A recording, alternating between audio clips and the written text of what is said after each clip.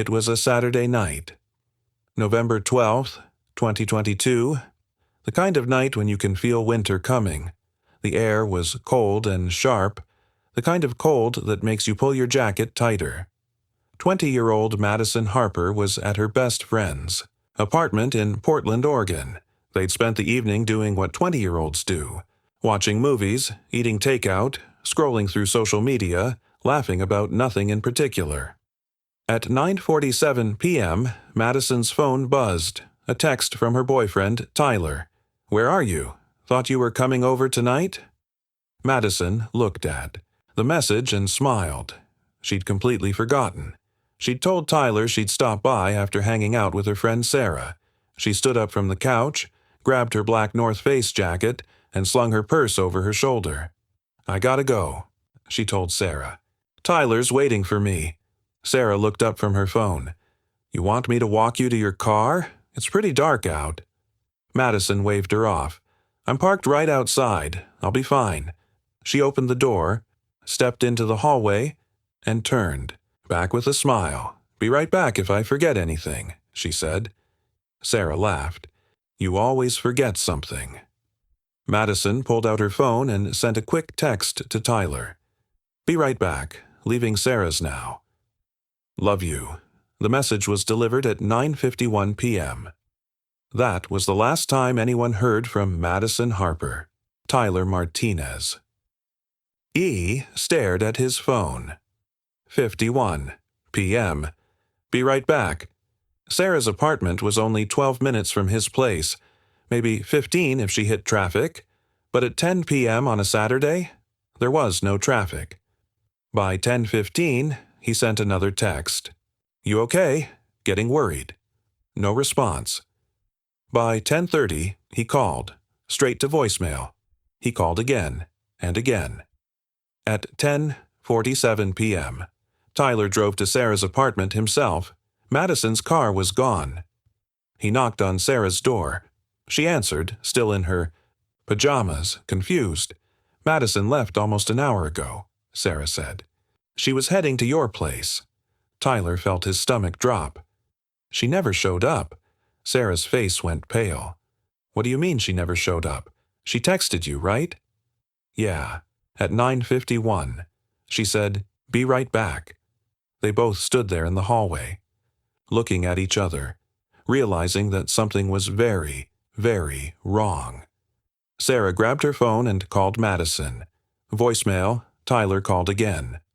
Voicemail. At 11:03 p.m., they called the police. The Portland Police Bureau took the call seriously. Unlike some jurisdictions, they didn't wait 24 hours. They knew the statistics. When a young woman goes missing at night, every minute counts. Officer David Chen arrived at Sarah's apartment building at 11:34 p.m. He took statements from both Sarah and Tyler. He asked the questions that had to be asked. Did Madison have any reason to run away? Any problems at home? Relationship issues? Tyler shook his head firmly. "No, everything was good.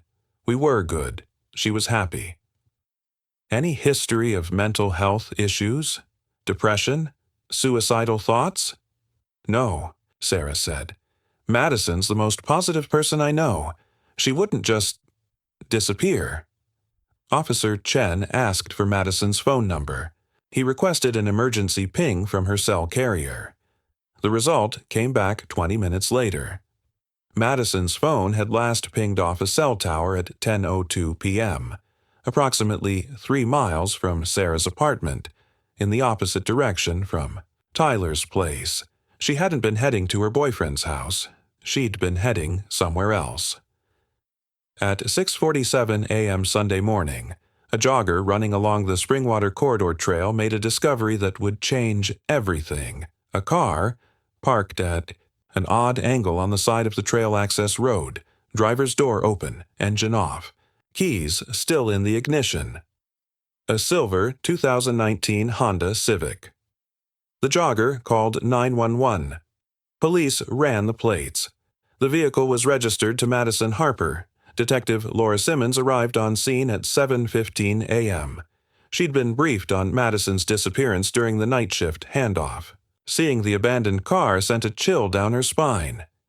"This is bad," she told Officer Chen, who'd stayed on the case through the night. "This is really bad." The car was processed as a potential crime scene. What they found inside raised more questions than answers. Madison's purse was on the passenger seat. Wallet inside, cash, credit cards, ID, all there. Her phone was gone. But here's what didn't make sense. There was no sign of struggle. No blood. No torn fabric.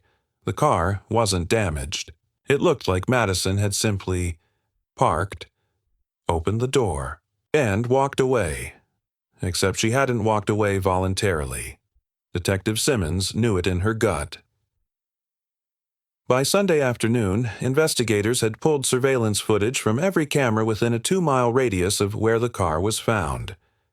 A gas station at the corner of SE 82nd Avenue and Foster Road had a camera pointed at the street. At 9:58 p.m. Saturday night, Madison's silver Honda Civic drove past. Heading east, Madison was alone in the car, no one else visible. 2 minutes later, 10:00 p.m. Another vehicle appeared on the same camera. A dark-colored SUV. Maybe black, maybe dark blue. The footage was grainy. The license plate wasn't visible. The SUV was following the same route as Madison's car. "Could be coincidence," Officer Chen said, watching the footage for the third time. "Could be," Detective Simmons replied, "but I don't believe in coincidences." They found more footage. A traffic camera at SE 92nd and Powell Boulevard captured both vehicles passing through the intersection. Madison's Honda first, then the dark SUV, approximately 30 seconds behind her. "He's following her," Simmons said. "Question is, did she know?" Madison's phone had gone dark after that 10:02 p.m. ping. Either the battery died, or someone turned it off. Detective Simmons requested a full call and text log from Madison's carrier. The results came back Monday morning. The last text Madison sent was to Tyler at 9:51 p.m. "Be right back. Leaving Sarah's now. Love you." But here's what was strange. Between 9:51 p.m. and 10:02 p.m., Madison's phone had made one outgoing call. The number wasn't in her contacts. It was a local Portland number. Detectives traced it. The number belonged to a burner phone, prepaid, purchased, with cash at a convenience store 3 weeks earlier. No way to trace the buyer. Someone had called Madison, or Madison had called someone, using an untraceable number, and 11 minutes later, her car was abandoned. On Tuesday, 4 days after Madison disappeared, a woman named Carol Peterson called the police tip line. She'd been driving home from her shift at a Providence Portland Medical Center Saturday night. Around 10 p.m., she'd been on SE Foster Road when she noticed something unusual. There was a silver car pulled over on the shoulder, Carol told Detective Simmons. The hazard lights were on, and there was another vehicle, a dark SUV, parked right behind it, like someone had pulled over to help. "Did you see anyone?" Simmons asked. "I saw a man standing by the driver's side of the silver car. He was talking to someone inside. I couldn't see who. I assumed it was a Good Samaritan, helping with car trouble, so I didn't stop." "Can you describe the man?" Carol closed her eyes, trying to remember. "Tall, maybe 6 feet, dark jacket, baseball cap. I couldn't see his face." "What about the SUV? Make and model?" "I think it was a Chevy Tahoe, or maybe a Ford Explorer. I'm not great with cars, but it was definitely dark-colored. Black or very dark blue." Detective Simmons showed Carol a photo of Madison Harper. Carol's face went pale. "That's her? That's the missing girl?" "Yes, ma'am." Carol started to cry. "I should have stopped. Oh my God, I should have stopped." Detective Simmons did what good detectives do. She went back through the files. Over the past 18. months, 3 other young women had gone missing in the Portland metro area under similar circumstances. Jessica Tran, 22, disappeared March 2021 after leaving a friend's house. Her car was found abandoned 2 days later. No signs of struggle. Phone missing. Case went cold. Brittany Owens, 19, vanished July 2021. Last seen leaving work. Car found in a parking lot. Purse inside, phone gone. No leads. Kayla Mitchell, 21, disappeared January 2022. Car abandoned on the side of the road. Same pattern. Phone missing. No witnesses. All 3 women were young, attractive, and alone when they disappeared. All 3 were last seen at night, and all 3 cases remained unsolved. "We have a serial predator," Simmons told her sergeant, "and Madison Harper is his 4th victim." The break in the case came from an unexpected source. A tech-savvy detective named Marcus Wong had been analyzing Madison's social media accounts: Instagram, Facebook, TikTok, Snapchat, looking for anything unusual. He found it on Instagram. 2 weeks before Madison disappeared, she'd received a DM from an account called A Portland Car Help. The account claimed to offer free roadside assistance to students and young drivers. The message read, "Hey, saw you're a student at PSU. We offer free roadside assistance for students in the Portland area. No AAA needed. Just call this number if you ever need help. Stay safe out there." The message included a phone number. Marcus traced it. It was the same burner phone number that had appeared in Madison's call log. She was targeted, Marcus told Detective Simmons. "Whoever this is, he's been planning this." They pulled the Portland Car Help account. It had been created 6 months earlier.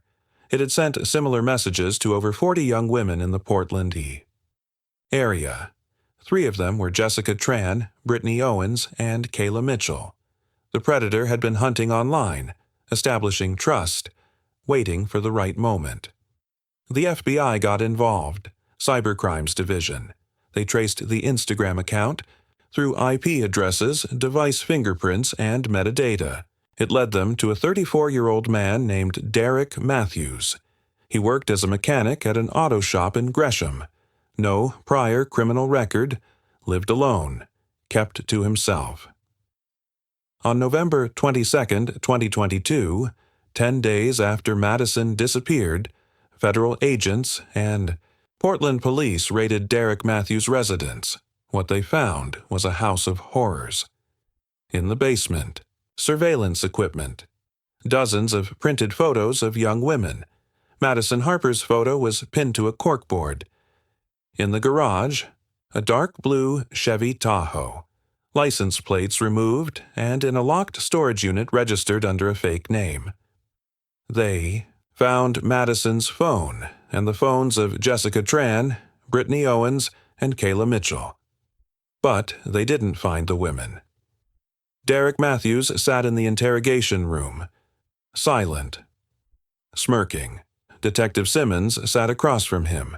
"Where is Madison Harper?" Silence. "Where are Jessica, Brittany, and Kayla?" Derek leaned back in his chair. "I want a lawyer."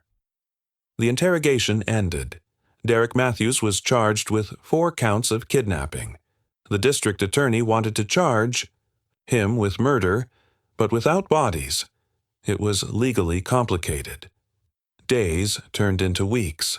Derek's lawyer fought every search warrant, every evidence request.